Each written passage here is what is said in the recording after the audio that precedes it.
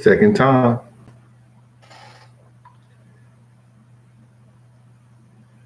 I'm gonna sit here and wait and see if people want to come in. I know that they're making the people who come to see the Gene Deal show tired because all of a sudden my internet is always blinking off, and I have, like I say, the best that you can buy here in the New York area. So I'm gonna continuously wait. I got it directly into the internet, like people have always told me to do. Shout out a few people who came here today. Marco Rios, you first, huh?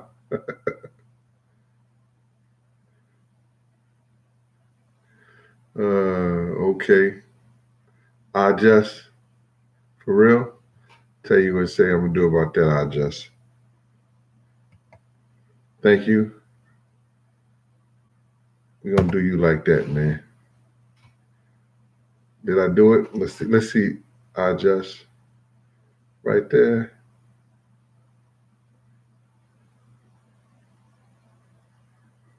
Okay. Yeah. Sneaky Brown out there in Russia. Kalo K, hi, how you doing, man? Ain't seen you in a minute. Machiavelli Jr., everybody, how y'all doing? Everything's good? Nah, don't worry. I hadn't had my surgery. I was just doing all pre-ops and all blood, drawing and all the other crazy stuff they got to do prior to that. But thank you for coming and thank you for asking. You know, who's that? Nasiri out there in St. Louis. What's good with you? All my St. Louis folks, thank y'all, man, for coming in. April, I called you. Where you been? All right, y'all. Thank y'all for coming here today, yo. I want to get with y'all. Y'all see the title of this, Diddy Took My Publishing. And I'm going to get into that and some more things that I want to talk to you guys about. And I got to do a disclaimer for the people who don't want to hear me to talk about this cat. Push the button. Go someplace else. You know what I'm saying? Because I do have a couple of moderators in here that will straighten you out and get you up out of here real quick. And Pete J, thank you for that super chat. And I appreciate my moderators for being out there for me. I want to send a blessing out to Just J. You know what I'm saying? Hope everything is well. Hope everything is good. I'm going to give you a call later. I want to give you your time to get your rest and everything. So I appreciate you being out there for me when you're out there. Oh, Carrie Wong, what's up? How you doing, Ms. Wong? Everything's good? Yeah. I got a little Jersey love out there. Who I'm getting Jersey love from? They said Jersey love. I'm trying to see who I'm getting Jersey love from. Okay. Jersey love. I guess that's what that is. You know what I'm saying? Hey, I was telling y'all Diddy got my publishing, so let me get right into this. On that the biblical betrayal of Biggie Smalls. My man sent me some information because I really don't do this, so a lot of cats. Oh,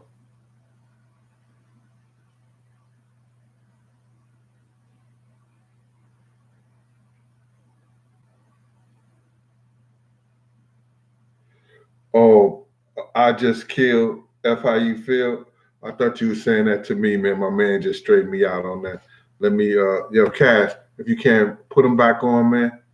You know, you know, I'm retarded at this stuff, man. I'm not good at this, y'all. This is um I'm not I'm not good at the YouTube game, as far as, you know, the moderation, doing all this stuff. I got people who help me out there. Gerard Jones, what's good with you, Bay? Bay 2 at Cleveland, Ohio. What's good with you out there? All right. So he just straightened me out. My man Cash just straightened me out on that. So I want to apologize to you. So Cash, could you put him back on for me, please? And I want to do why you got a certain name as I just kill Fuck how you feel. Why you got a surname like that anyway? Come on, man. Randy SoCal, what's good up there, man? All right, so let me get into this so y'all can tell, so before I get into the whole show thing. Um, I did a thing called the biblical betrayal of Biggie Smalls. A lot of y'all have already seen. Thanks, Cass, for making sure that dude is still on here, and I want to apologize for that again. You know, F how I feel. Yeah, I did a thing called the biblical betrayal of Biggie Smalls. In the biblical betrayal of Biggie Smalls, um, I lined out how um, Big was, you know, I'm not gonna say set up that the people that he loved the most end up not being there for him in his last days. Lil Cease had already admitted that Big didn't talk to him that whole week because he had left a bag in Big's room that he had told Lil Cease to get out of there. And that's when Charlie's Baltimore had seen those pictures. Something they let off the whole movie. Something they didn't put in the book because nobody spoke about it. But as more and more they run their mouth and more they talk, a lot of things come out. Big had the pictures of these white girls freaking him and Lil Cease. The chicks from Frisco, that's what he was talking about. He even put that in the song. So,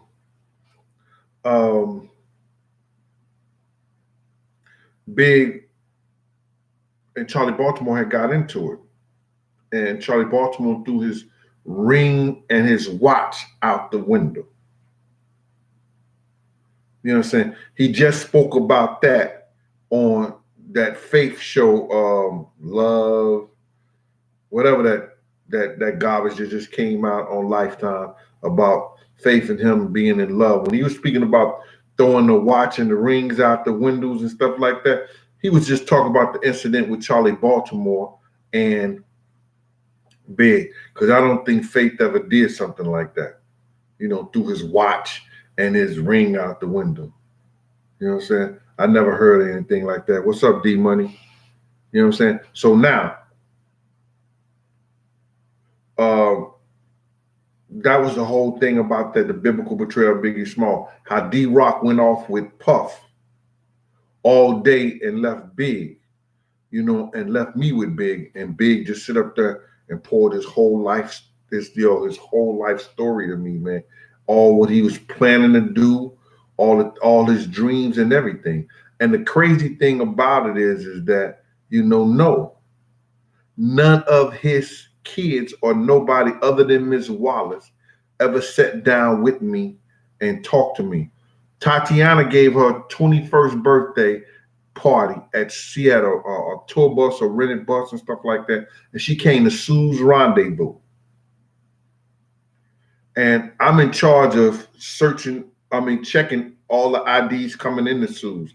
Now, you could be 18 years old, but then I have to ban you. I put a band around your wrist and you have to stay in a certain section of the club. Now, I spoke about this before because one or two greatest strippers, not from Sue's, but I'm just saying they famous. Cardi B, that was my little girl back at Sue's, and she know it. I used to put the band around her wrist, and she would never take it off. She'll hide it. When the guys who like young girls, she'll let it be known. But then the guys who wouldn't mess with young girls, she would hide it, but she wouldn't take it off. Because if you take it off, you get fined, or I could, put you out the club that night. So I would go around and check your wrist sometimes.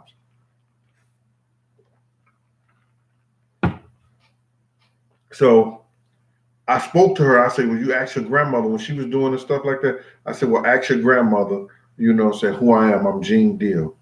You know what I'm saying? That's the only time I've ever seen Big's daughter. And I said, it was kind of awkward right now, but I'm the dude who pulled your father out the car when he got killed.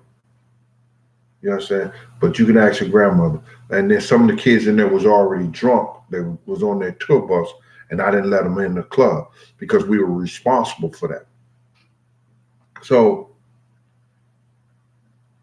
I'm saying all this to say that this is all a part of the Biggie Smalls thing that I did, the betrayal. I showed how D Rock had let him out. I showed how him and Puff had got into it about the publishing and everything like that. And one of my, I think that was Shalo K, one of the people who was on the internet, they checked me on this, Gene. They say, yo, Gene, don't you know that telling Puff that Big told you that he wrote Lil Kim stuff and he knew Big was stealing from him, that caused a rift with them? Puff had already knew all that stuff. Anything that I had told him, but like that, he had already knew that. He'd been in the game too long not to know that. You got to realize, Junior Mafia, he know those cats didn't write their stuff. He know that Christine Levitt, any Toronto cats, he knew none of those guys wrote their stuff. You know what I'm saying? So, but he didn't know Big and Un had put it together, so he wouldn't get the credit for the publishing he had already paid for. Because in his first album, like I said, Big was broke and, you know, he needed the money. So now, in that whole thing with the biblical betrayal of Biggie Smalls, I lined out everything to everybody. You know what I'm saying? Then the biblical betrayal of Biggie Smalls 2, I got more in depth into it. But y'all didn't go see that one. Anyway, they struck me. I don't know if it's a strike or something like that, but Cass said that they put a publishing thing on me, whereas that now I had to change it and take off the big stuff, like as far as in the intro, the dude that did an intro for me with the big thing on like that was on my documentary, and they put it on the biblical betrayal of Biggie Small, and somehow 3 seconds of it showed Big, or you could hear the music from Hypnotize, and they say, we want that publishing money. So Diddy got my publishing. Yeah. So now they took it, whereas that, let me see, Cass had rolled it down to me. Let me see if I have it right here. I don't know if I could show it. Let me see, Cass. I had to be very, very careful about this.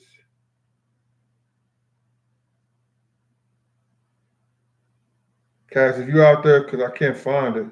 I don't know. Did you email it to me? Oh, yeah. I know you emailed it to me or something like that. And it shows whereas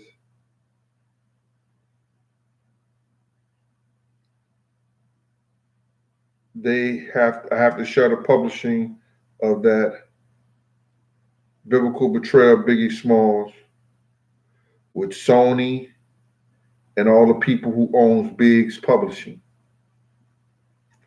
which is crazy. Miss Wallace' name wasn't on it. So I'm gonna see if I can find it. Kaz, if you can, if you hear me out there, send it back to me, bro. Because I'm looking for, let me see right here. So I can show the fans. that I'm not making this up. I know some of y'all already believe me, and that's cool. But sometimes a visual, here you go, right here.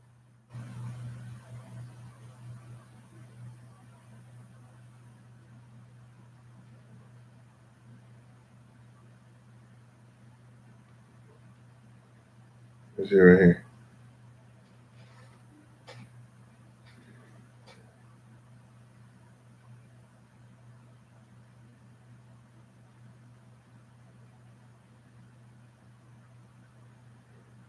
Let me see right here. It says the biblical betrayal of Biggie Smalls.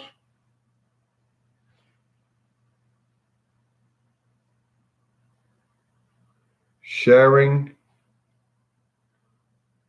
copyright claim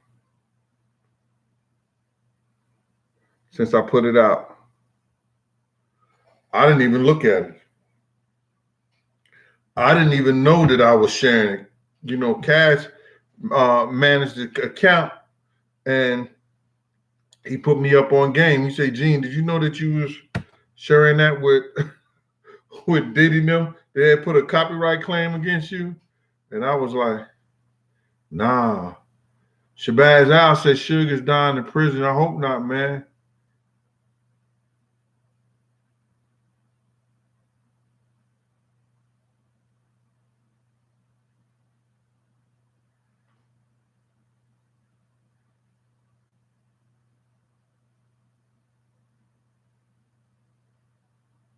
Somebody said somebody hating E-Dub. Let them hate, man.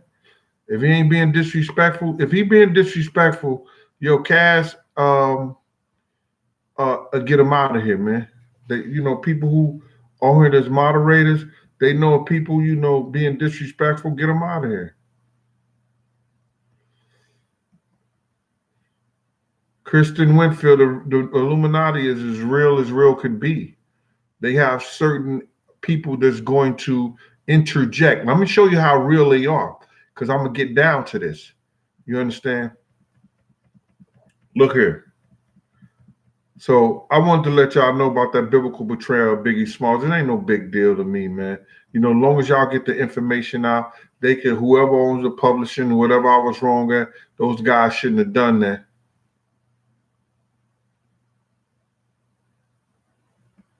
You know what I'm saying? Shabazz, okay, that's all right. So then let me just say this, man. Whoever oh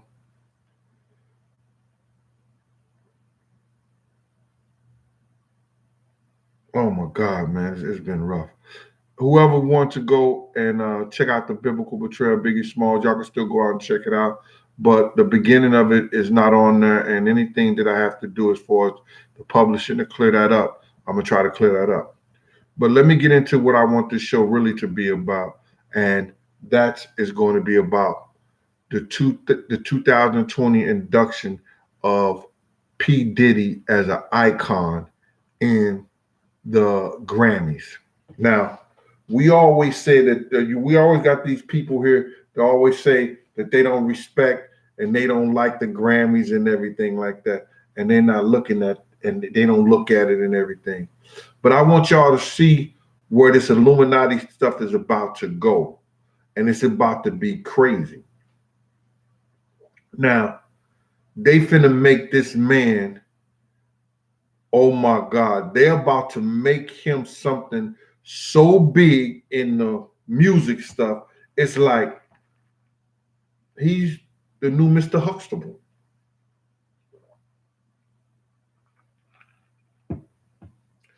They finna try to make this dude big. They about to try to make this dude real big. Let me just point out to him. The Me Too movement ain't touched this dude. You got a former bodyguard that was a law enforcement agent. Okay. I worked law enforcement for 27 years. I know that he put his hands on Kim. I know that Kim had his wrist with that corkscrew thing. I was over at the hospital with him. I know he had put his hands on Misa.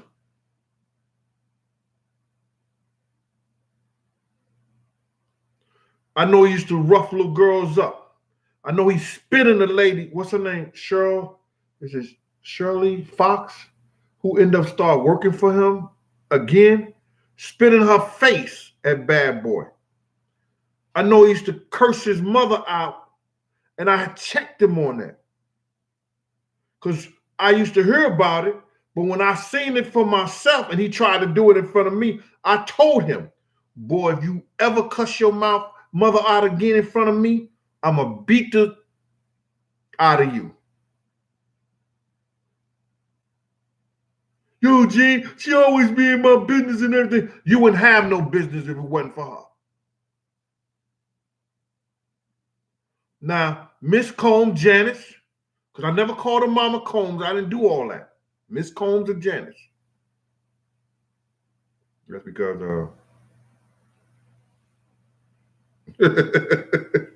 no, we're close to the same age right there.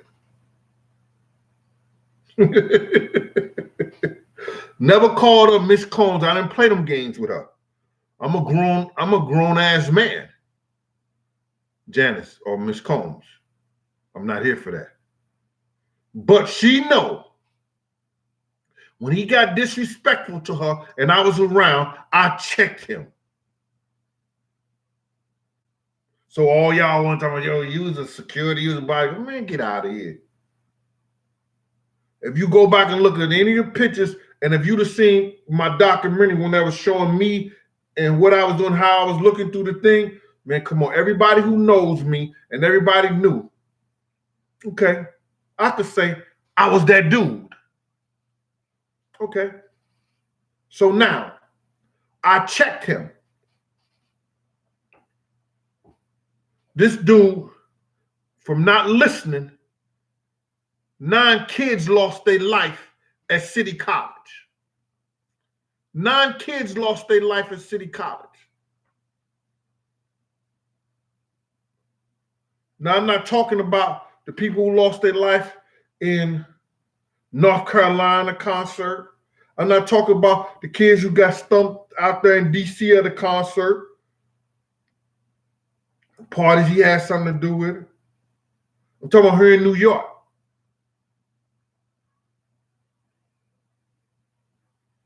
I'm going to go further. He didn't listen to Anthony Wolf Jones, who told him. Anthony Wolf Jones, when you see him all next to him in the pictures and everything like that, who refused to go to California without 2 tour buses. Randy SoCal, what's going on? Ed Vandross. How y'all doing out there, D-Money? Who refused to go out there. Listen to me now. You look at all the pictures, you see him and Wolf close together because he always wanted that bodyguard that didn't look like a bodyguard. So everybody just think that he's floating dolo. But Wolf was as dangerous as they come. So didn't listen to him. End up setting Wolf up to go after BMF.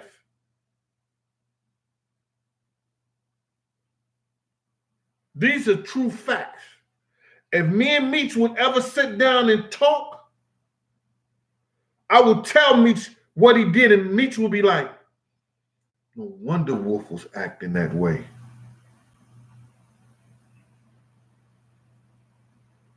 Because Meech always deemed me as a gentleman. He knew never when they was drinking, when they was doing this, other bodyguards, other people putting up glasses, never was that type of dude. You ain't gonna never catch me out like that.